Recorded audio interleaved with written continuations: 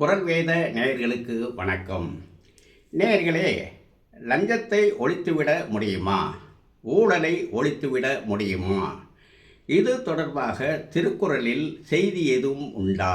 இது தொடர்பாக திருவள்ளுவர் எதனையும் சொல்லியிருக்கின்றாரா?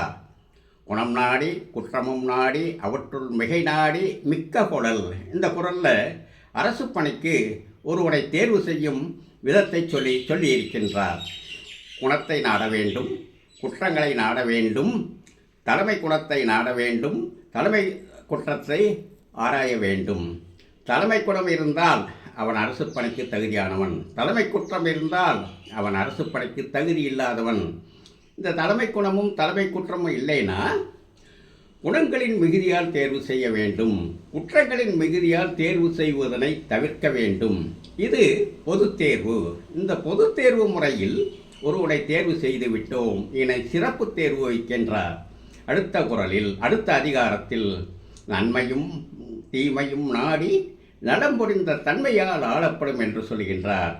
இந்த தேர்வு செஞ்சவனை ஒரு டேபிளில் உட்கார வைக்கிறோம், முன்னாடி ஒரு கிளாஸில் மோர் வைக்கிறோம், இன்னொரு கிளாஸில் கல்லை வைக்கிறோம், வச்சுட்டு உனக்கு நீ விரும்பினதை குடின்னு சொல்கிறோம்.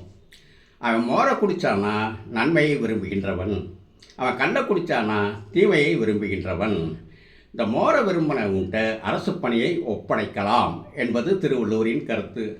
அவ்வாறு அவன்கிட்ட ஒப்படைச்சாச்சு, இதை ஒழுங்காக செய்வானா? திருவள்ளுவர் என்னென்ன சொல்லுகின்றார்?